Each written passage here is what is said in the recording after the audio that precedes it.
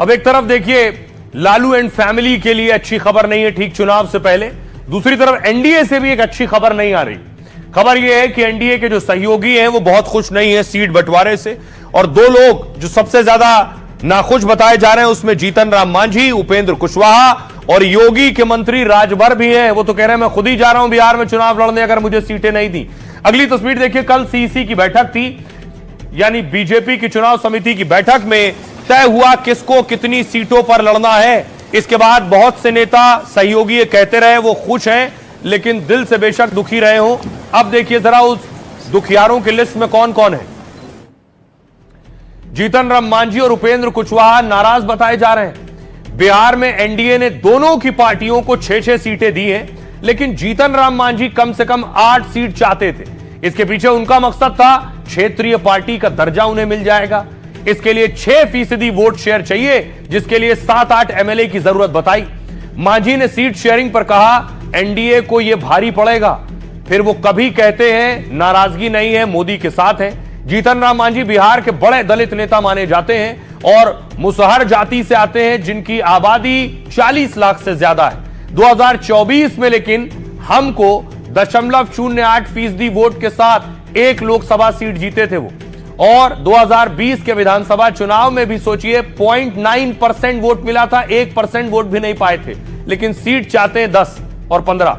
उपेंद्र कुशवाहा पहले खुश थे, अब नाराजगी जता रहे हैं। आरएलएम चीफ कुशवाहा ने लिखा आज बादलों ने फिर साजिश की, मन मुताबिक सीटें नहीं मिली, कई घरों में खाना नहीं बना होगा। 2020 में कुशवाहा की पार्टी 104 सीटों पर लड़ी थी, तब 1.77% वोट मिले थे। वैसे ही उत्तर प्रदेश में सुबह सपा है, जिसके 6 विधायक चुनाव जीते। यूपी में सुबह सपा अध्यक्ष राजभर भी बिहार चुनाव में प्रत्याशी उतारेंगे।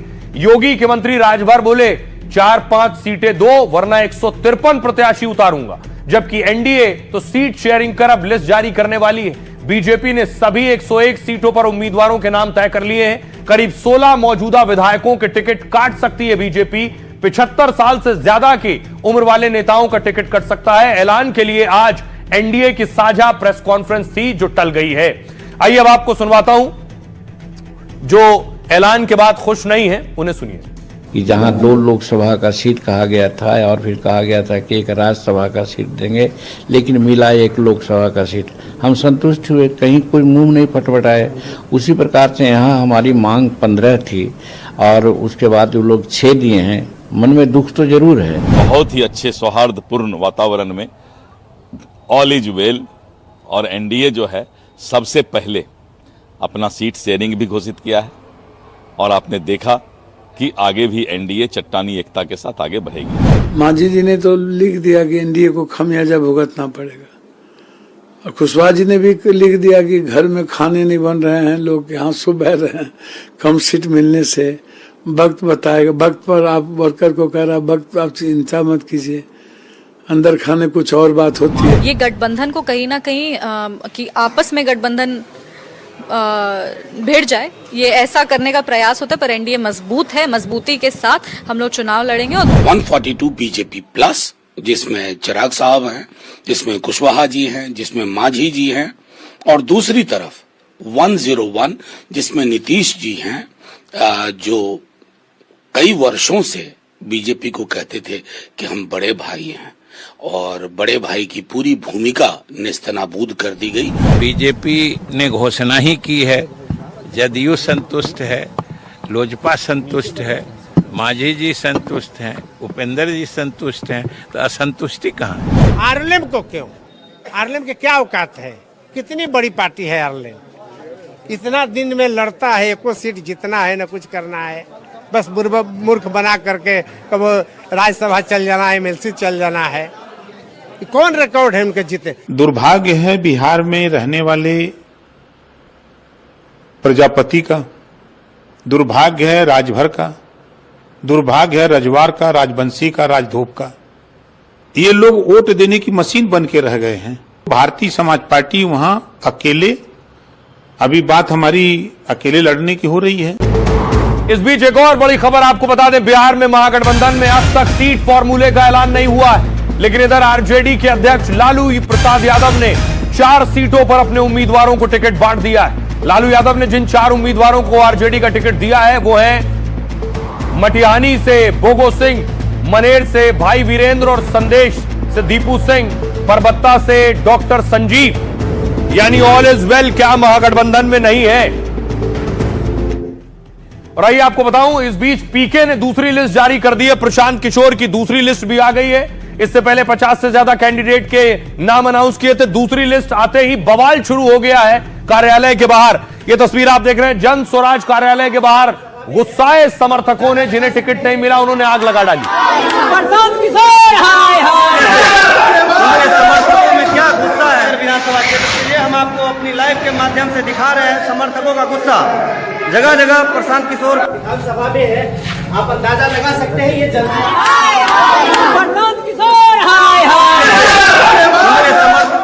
अब देखिए, प्रशांत किशोर ने जो दूसरी लिस्ट जारी की, इससे पहले जब पहली लिस्ट आई थी तो हमने आपको बताया था किस तरह के कैंडिडेट हैं, दूसरी लिस्ट में कैसे लोग।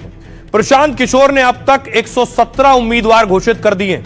पहली सूची में 51 और दूसरी में 66 नाम जारी किए हैं। राघोपुर सीट से अब तक नाम का ऐलान नहीं हुआ है, यानी प्रशांत किशोर के यहां से लड़ने की संभावना मजबूत है।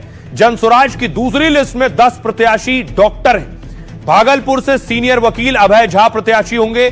सुगौली से पूर्व मंत्री रामचंद्र सैनी चुनाव मैदान में होंगे। सामान्य वर्ग की 46 सीटों पर पीके ने उम्मीदवार उतारा है। इसके अलावा एससी की 18 और एक एसटी सीट पर घोषणा हुई है। लिस्ट में सामान्य वर्ग के 11 उम्मीदवारों के नाम शामिल हैं। 25 सुरक्षित सीटों पर उम्मीदवारों का ऐलान किया है। जनस्वराज ने 70 अति पिछड़ा उम्मीदवार चुनाव लड़वा रहे हैं और 31 अति पिछड़ा, 21 ओबीसी और 21 मुस्लिम उम्मीदवार हैं। पीके ने पासवान टाइटल वाले 6 लोगों को टिकट दिया, यानी चिराग पासवान की पार्टी के लिए सिरदर्द बढ़ा दिया है। आइए आपको सुनवाता हूं, सुनिए सियासतदान। जिस समाज की जितनी संख्या है उसको उतनी भागीदारी जरूर दी जाएगी, और सिर्फ जाति के आधार पर नहीं। हमने कहा था कि जनस्वराज में हर समाज से अच्छे लोग निकाल कर लाएंगे, और जब बहुत सारे लोग हो जाएंगे तो उसमें से तय किया जाएगा कि हर समाज का अच्छा आदमी इसका भागीदार बने। तो जब 243 की सूची पूरी होगी तो शायद ही कोई बिहार का समाज बचेगा जिसकी भागीदारी नहीं होगी। और आइए खबरों में आगे बढ़ते हैं। अब आपको लिए चलता हूं उत्तर प्रदेश में क्या हो रहा है। यूपी में जबरदस्त एक्शन चल रहा है। एक तरफ तो एनकाउंटर चल रहा है। योगी आदित्यनाथ ने आज बाकायदा बैठक ली अधिकारियों के साथ, विकास पर चर्चा की। दूसरी तरफ अलग अलग जिलों से अलग अलग एनकाउंटर की तस्वीरें आई अपराधियों की। कानपुर, झांसी, मुजफ्फरनगर की यह तस्वीर आई। लेकिन एक तस्वीर सबसे ज्यादा वायरल है, वो है बुलडोजर की। यूपी में बुलडोजर देखे गए, एक साथ 100 बुलडोजर, और बुलडोजर की तस्वीरें सामने आते ही कयास लगने लगे, क्या बाबा का बुलडोजर एक्शन बड़ा होने वाला है? क्या बड़े अपराधी और माफियाओं पर बुलडोजर चलने वाला है? ये तस्वीरें चर्चा का विषय बनी है उत्तर प्रदेश की गलियों, सड़कों, चौक चौराहों पर। स्टेशन है योगी आदित्यनाथ का गोरखपुर, और ट्रेन पर 100 से ज्यादा बुलडोजर नजर आ रहे हैं। ट्रेन कहां से कहां जा रही है कोई जानकारी नहीं, लेकिन गोरखपुर में जिसने भी इस ट्रेन को देखा उसी ने योगी के नाम पर चर्चा शुरू कर दी है।